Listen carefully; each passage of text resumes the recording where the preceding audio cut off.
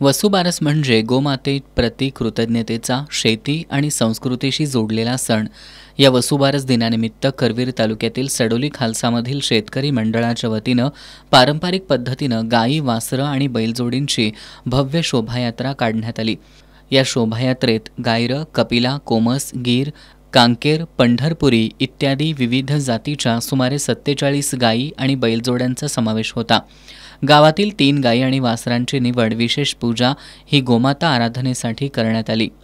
गोमातेची पूजा करण्यात आली असून यावेळी प्रमुख पाहुणे म्हणून गोकुळचे माजी चेअरमन अरुणकुमार डोंगळे, राहुल पी पाटील, प्रदेशाध्यक्ष शेकाप क्रांतिसिंह पवार पाटील, भूभागीय सहसंचालक मुकेश पाटील, करण पाटील, अशोक पाटील, सागर पाटील, तेजस्विनी पाटील, कांचन पाटील, प्राध्यापक निवास साळुंखे आणि श्रीकांत चव्हाण यांची उपस्थिती होती.